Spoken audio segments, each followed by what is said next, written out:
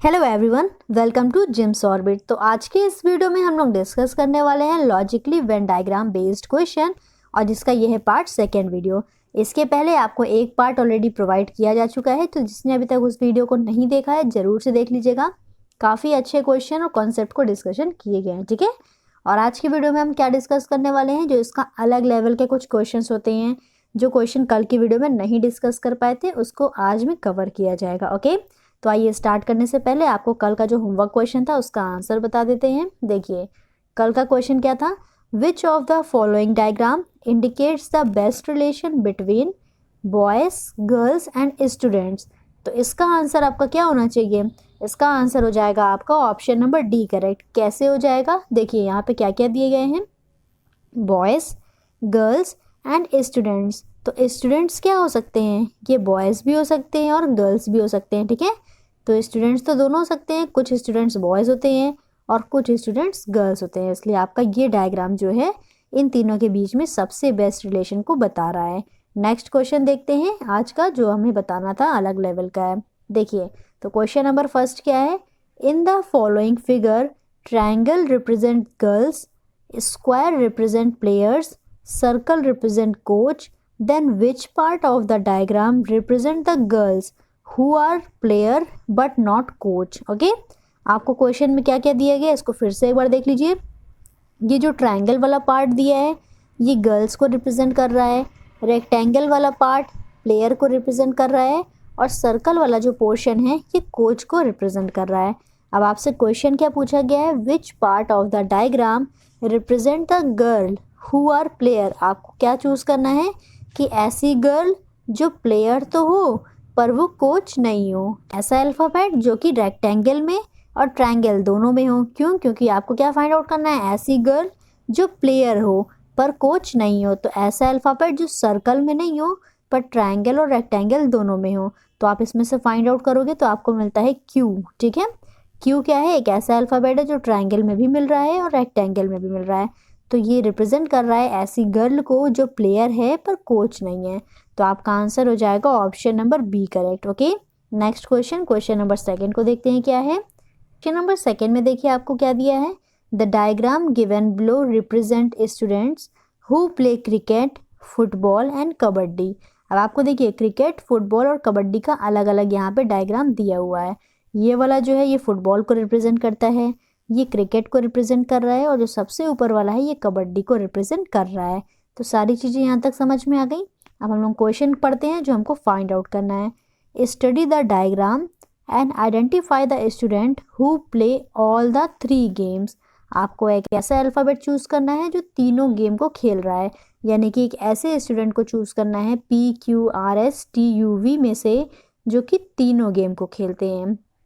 तो find out करिए कौन सा ऐसा अल्फ़ाबेट है जो तीनों में है।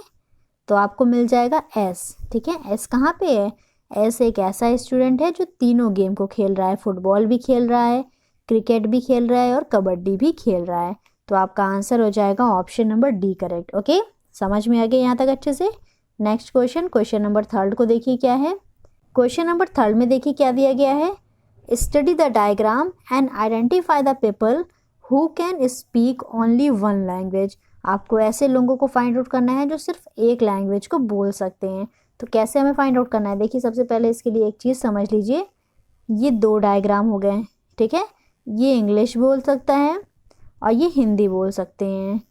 तो यहाँ पे ये जो बीच में होते हैं ना लोग, ये ऐसे लोग होते हैं जो इंग्लिश और हिंदी दोनों बोल सकते हैं, ठीक है। इसको समझिएगा थोड़ा सा, बीच में ऐसे लोग होते हैं जो इंग्लिश और हिंदी दोनों बोल सकते हैं, यानी कि दोनों लैंग्वेज को ये जानते हैं। अब आपसे क्वेश्चन में पूछा है कि स्पीक ओनली वन लैंग्वेज, ये आपको फाइंड आउट करना है। तो कैसे हमें मिलेगा देख लेते हैं हम लोग। देखिए यहाँ पे आपको IJKLMNO दिया हुआ है। एल और एन को देखिए ज़रा, एल और एन दोनों में कॉमन आ रहे हैं, तो ये दोनों लैंग्वेज को बोल पा रहे हैं, इंग्लिश और हिंदी को भी, और साथ ही साथ एन जो है ये तीनों में आ रहा है, तो एन तमिल को भी बोल रहा है। उसी तरह से एम देखिए ये भी बीच में कॉमन है, तो इसको भी हम लोग हटा देते हैं। और ये ओ वाला जो है ये भी देखिए दोनों के बीच में कॉमन है, तो इसको भी हमने हटा दिया। तो ओवरऑल आपको क्या करना है, जो दोनों में कॉमन दिख रहा है उसको हटा दीजिए। तो क्या बच गया, सिर्फ बच गया IJ और K। तो IJ और K ये ऐसे लोग हैं जो केवल एक ही लैंग्वेज को बोल पाते हैं।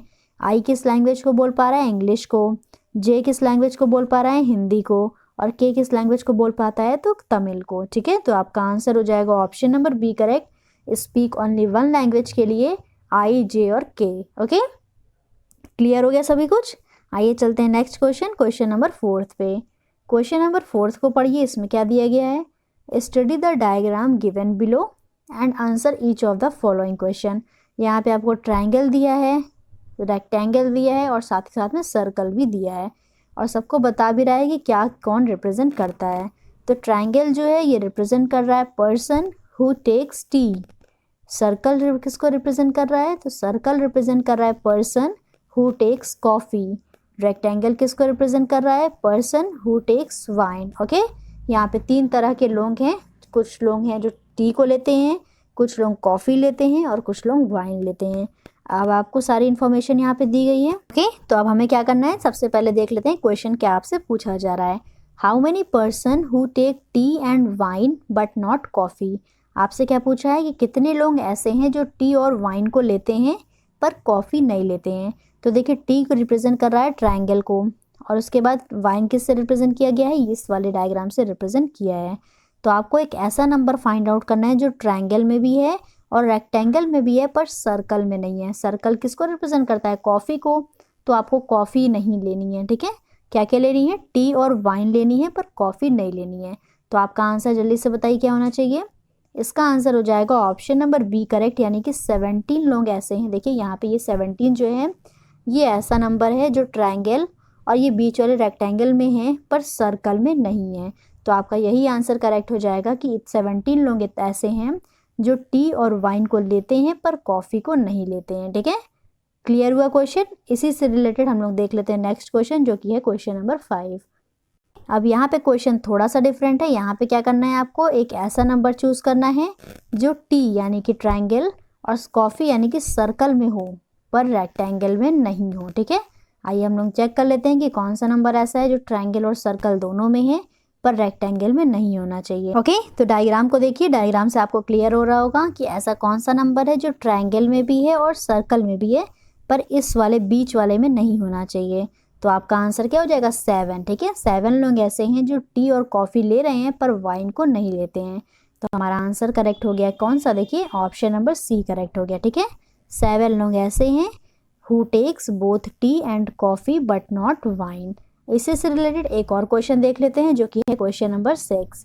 क्वेश्चन नंबर 6 में क्या पूछ रहा है, देखिए how many person are there who takes only coffee. अब आपको बताना है कि कितने लोग ऐसे हैं जो सिर्फ और सिर्फ कॉफ़ी को लेते हैं।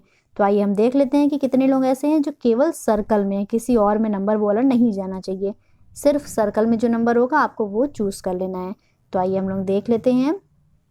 तो यहाँ से आपको क्या फाइंड आउट करना है कि कितने लोग ऐसे हैं जो कि कॉफ़ी को ही सिर्फ लेते हैं, यानी कि ओनली कॉफ़ी। तो आपको सर्कल में नंबर देखना है। अब ये देखिए, ये वाला नंबर जो बीच के हैं ये सर्कल और इसमें रेक्टेंगल दोनों में है, इसको हमने हटा दिया। 7 नंबर सर्कल और ट्रायंगल में भी हैं तो इसको भी हमने हटा दिया। तो कौन कौन से नंबर सिर्फ बच गए हैं सर्कल में, 25 और 20। तो 25 और 20 को ऐड कर लीजिए, यानी कि 45 लोग ऐसे हैं जो सिर्फ और सिर्फ कॉफ़ी को लेते हैं। तो आपका आंसर क्या करेक्ट हो जाएगा क्वेश्चन नंबर 6 का, ऑप्शन नंबर बी करेक्ट हो जाएगा, यानी कि 45 लोग ऐसे हैं who takes only coffee. Okay, अब आप लोगों के लिए क्वेश्चन क्या है होमवर्क में कि आपको बताना है कि कितने लोग ऐसे हैं जो सिर्फ और सिर्फ यानी कि ओनली वाइन को लेते हैं या फिर ओनली टी को लेते हैं। आपको ये कमेंट करके बताना होगा इसका answer. Next question, question number 7 को देखिए क्या है। 7 को देखिए, क्वेश्चन नंबर 7 अब आपकी स्क्रीन पे है। Which of the following diagram indicate the best relation between earth, sea and sun. यहाँ पे आपको 3 चीज़ें दी गई हैं, अर्थ, सी और सन, और आपको बताना है कि कौन सा डायग्राम ऐसा है जो इन तीनों के बीच में सबसे बेस्ट रिलेशन को बता रहा है। इस तरह के क्वेश्चन हमने आपको कल करवाए थे, तो जल्दी से बताइए इसका आंसर क्या होना चाहिए। इसका आंसर करेक्ट हो जाएगा option number A. Option number A कैसे करेक्ट होगा, देखिए अर्थ जो होता है ये किसका पार्ट होता है, ठीक है, सी जो है ये अर्थ का ही तो पार्ट है, तो सी किसके अंदर आएगा, अर्थ के अंदर आ जाएगा। पर जो सन है ये क्या होता है, इन दोनों से डिफरेंट है, यानी कि अलग है। तो सन, अर्थ और सी, सन का जो है अर्थ और सी के साथ कोई भी रिलेशन नहीं है, इसलिए हम सन को क्या रखेंगे, ऐसे अलग रखेंगे। बाकी सी किसके अंदर आएगा, तो सी जो है ये अर्थ के अंदर ही आ जाएगा। तो आपका यही डायग्राम एकदम करेक्ट हो जाएगा। Okay, next question, question number 8 को देखते हैं। क्वेश्चन नंबर 8 में देखिए क्या कह रहा है, which of the following diagram indicate the best relation between India, Haryana and world. तो इंडिया, हरियाणा एंड वर्ल्ड के बीच में कौन सा ऐसा डायग्राम है जो बेस्ट रिलेशन को बता रहा है। तो आपका आंसर हो जाएगा ऑप्शन नंबर डी करेक्ट। कैसे ऑप्शन नंबर डी करेक्ट होगा इसको समझिए। तो देखिए हरियाणा जो है ये किसके अंदर आता है, इंडिया के अंदर आता है। ठीक है, समझिएगा, हरियाणा किसके अंदर आता है, तो ये इंडिया के अंदर आता है। और इंडिया किसके अंदर आता है, तो इंडिया जो है ये वर्ल्ड के अंदर आता है। ठीक है, तो इसलिए आपका आंसर हो जाएगा option number D correct. Next question, question number 9 पे चलते हैं। 9 में क्या दिया है, which of the following diagram indicate the best relation between teacher, writer and musician. यहाँ पे आपको 3 चीज़ें दी गई हैं, टीचर, राइटर और म्यूजिशियन, और आपको इन तीनों के बीच में बेस्ट रिलेशन को बताना है। तो आपका आंसर करेक्ट होगा ऑप्शन नंबर ए। क्यों ऑप्शन नंबर ए करेक्ट होगा, क्योंकि यहाँ पे आपको क्या दिया है, देखिए ये दिया है टीचर का, ये दिया है राइटर का। तो कुछ टीचर राइटर हो भी सकते हैं, नहीं भी हो सकते हैं। तो हमें इनके बारे में पूरी प्रॉपर इन्फॉर्मेशन तो है नहीं कि कितने टीचर राइटर हैं। तो कुछ टीचर राइटर हो सकते हैं, इसलिए आपका ये डायग्राम प्रेफर होगा। उसके बाद म्यूजिशियन है, तो ज़रूरी नहीं है कि जो राइटर है वो म्यूजिशियन नहीं हो सकता, या फिर जो टीचर है वो म्यूजिशियन नहीं हो सकता।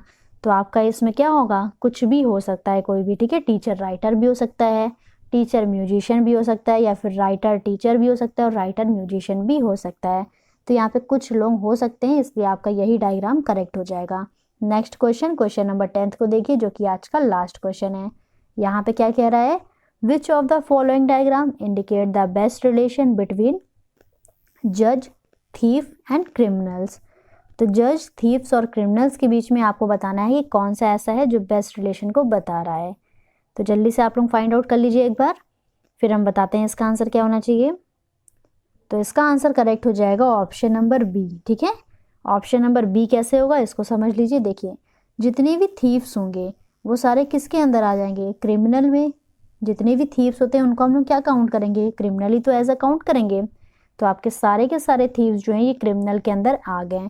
पर जज क्या है, जज तो एक डिफरेंट थिंग है, जज का इन दोनों से कोई रिलेशन नहीं होता है। तो इसलिए आपका आंसर क्या हो जाएगा, ऑप्शन नंबर बी करेक्ट होगा। ओके, समझ में आ गए यहाँ तक सारे क्वेश्चन। अब आप देख लीजिए कि कौन सी ऐसी बुक है जो रीजनिंग के लिए बेस्ट रहेगी। अगर आप स्कूल लेवल पे प्रिपरेशन करना चाहते हो रीजनिंग की, तो आपको बुक लेनी चाहिए ओलंपियाड रीजनिंग वर्कबुक। इसकी जो वर्कबुक है ये सारे ग्रेड के लिए अलग अलग आपको अवेलेबल है। यानी कि आपको क्लास 1 का, क्लास 2 का, क्लास 9 का, 11th 12th कुछ भी लेना है तो आपको सारे ग्रेड अवेलेबल हैं। और आपको जिस भी ग्रेड की प्रिपरेशन करनी हो उसकी आप प्रिपरेशन यहाँ से आराम से कर सकते हो। ठीक है, तो ओलंपियाड रीजनिंग वर्कबुक आपके स्कूल लेवल की प्रिपरेशन के लिए काफ़ी अच्छी रहेगी। उसके बाद अगर आप कॉम्पिटिटिव एग्ज़ाम की प्रिपरेशन करना चाहते हो तो आपको कॉम्पिटिटिव एग्ज़ाम की प्रिपरेशन के लिए लेनी चाहिए verbal and non verbal reasoning book by the RS Agarwal. तो ये आपके लिए बेस्ट रहेगी कॉम्पिटिटिव एग्ज़ाम के लिए। ठीक है, अब आपको देते हैं एक होमवर्क क्वेश्चन जिसका आंसर आपको कमेंट सेक्शन में बताना होगा। ओके, तो क्वेश्चन क्या दिया गया है, which of the following diagram indicate the best relation between moon, sun and earth. यहाँ पे आपको 3 चीज़ें दी गई हैं, मून, सन और अर्थ, और इसके बीच में कौन सा ऐसा डायग्राम है जो बेस्ट रिलेशन को बता रहा है, ये आपको फाइंड आउट करना है। तो इसका जो भी आंसर होगा कमेंट सेक्शन में बताइएगा। वीडियो अगर पसंद आया है तो वीडियो को लाइक ज़रूर करिएगा। Thank you so much.